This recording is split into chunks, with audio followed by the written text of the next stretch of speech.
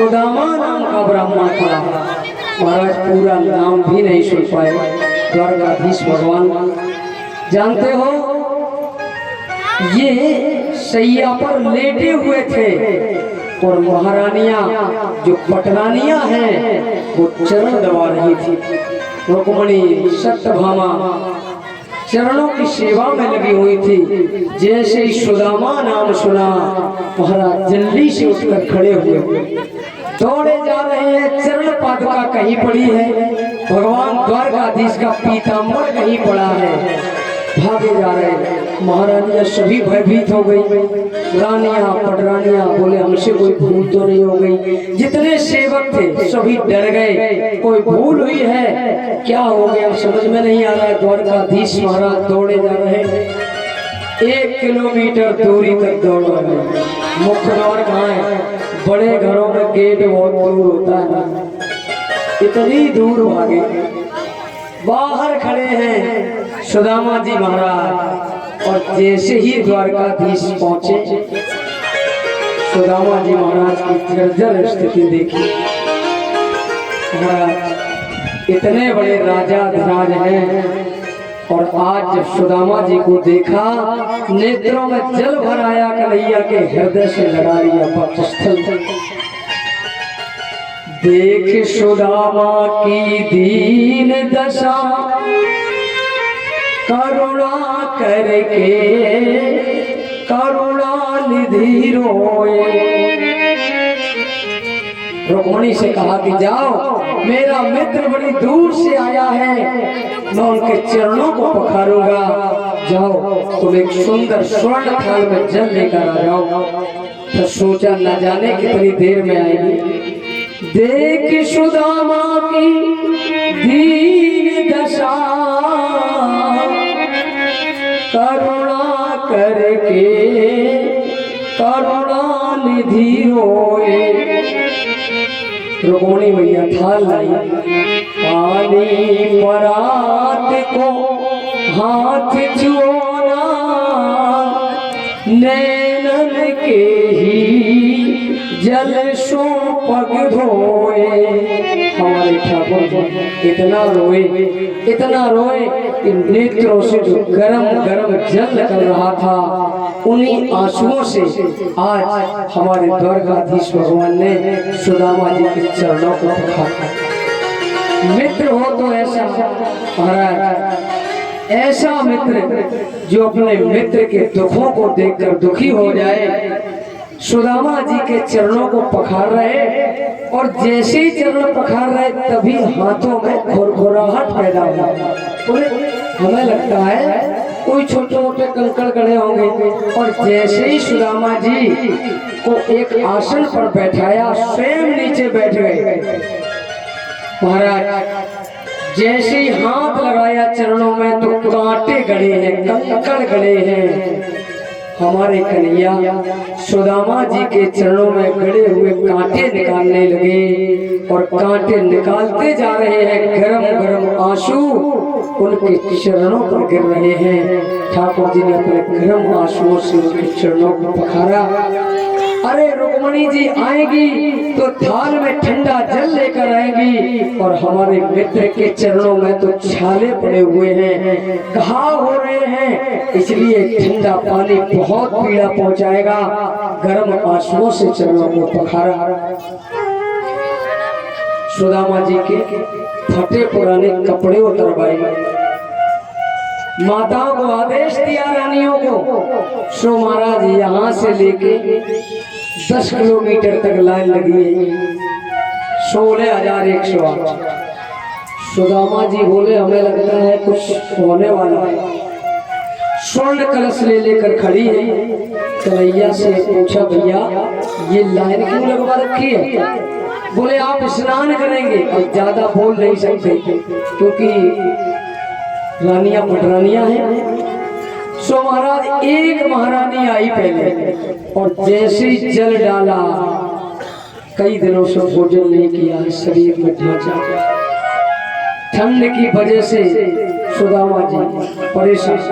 फिर दूसरी रानी ने स्वर्ण से कलश छोड़ा और हालत खराब। इसी तरह से 10 रानियां 20 रानियां, बस अब हालत बहुत बिगड़ने लगी। ठंड की वजह से परेशान सुदामा जी बोले कन्हैया से का जान से मरवा डालोगे। पूरे गांव की माताओं को इकट्ठा कर लिया। बोले नहीं भैया, ये सभी आपकी भाभियां हैं। अब गिनती तो पता नहीं। बोले बहुत लंबी लाइन लगी।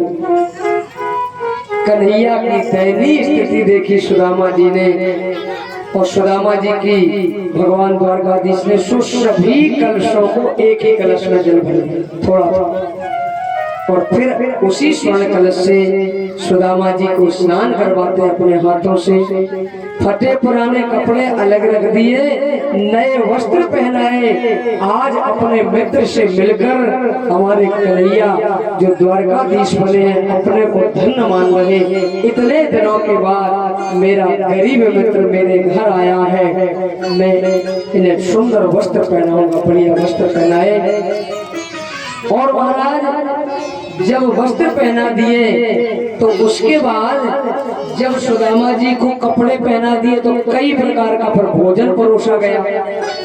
और जब भोजन परोसा जा रहा है तो उसी समय सुदामा जी महाराज भोजन सामने आते ही रोने लग जाते हैं।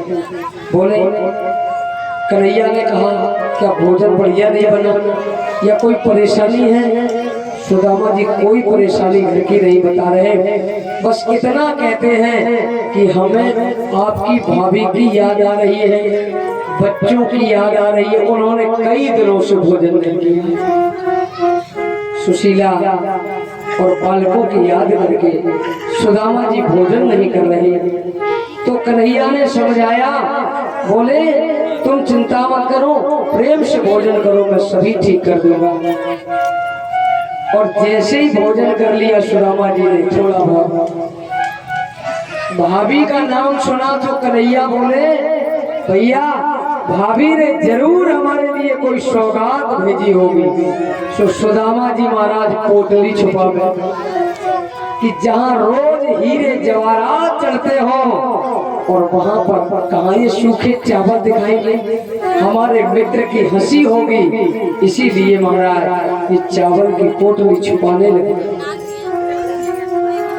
और जैसे ही चावल की पोटली छुपा रहे, कन्हैया बोले सुदामा के चोरी करने की आदत नहीं बनी।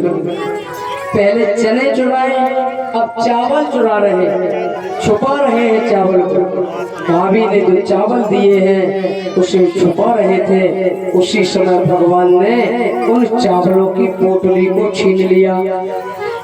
देखिए सुशीला बुद्धि का प्रतीक है, सुदामा जी जीवात्मा है, और बुद्धि रूपी सुशीला जीवात्मा रूपी सुदामा को ब्रह्म रूपी कृष्ण के पास कर्मों रूपी पोटली देकर भेजते हैं। लेकिन ये जीव बड़ा चालाक है, वहां जाकर ये कर्मों रूपी पोटली को छुपाता है, लेकिन ब्रह्म उस पोटली को छीन लेते हैं।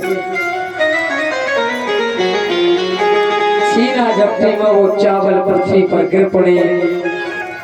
कन्हैया मनी मन में कह रहे चावल तो बिखर गए थोड़े पोटली में ही। सुदामा जी कह रहे कन्हैया ये चावल कोई खाने की वस्तु नहीं है, लेकिन इतने सारे यदुवंशियों के सामने मेरी लाज रख लेना। हमारे कन्हैया ने सुदामा जी को बहुत बढ़िया दूध जैसी सैया पर सुला रखा है, बढ़िया सा, जिस सिंहासन की ओर यदुवंशियों ने नजर नहीं की, देवताओं ने कभी देखा नहीं, उसी सिंहासन पर विराजमान है। और कह रहे हैं भैया मेरे इस गरीब मित्र की लाज रख लेना। भगवान उनके मन की बात समझ गए और सुदामा जी से बोले भैया भाभी ने हमारे लिए कुछ संदेशा भेजा है। बोले एक संदेशा भेजा है और इस संदेशे में पूरी बात कहती है। कहा सुशीला ने प्रभु, इतना कहते और रोने लग जाते सुदामा जी। कहा सुशीला ने प्रभु और गए सुदामा रो, श्याम हमारी कुटी में प्रतिदिन 11 हो। हमारी कुटिया में रोज एकादशी मनाई जाती है। एकादशी कब मनाई जाती है? जब हम लोग व्रत रहते हैं। अगर ये कहते कि हमारे घर में अन्न का दाना नहीं है या हमारे घर में कपड़े नहीं है, महाराज ये तौहीनी होती, क्योंकि ये भगवान के भक्त हैं, कभी किसी से अपनी समस्या नहीं बताते।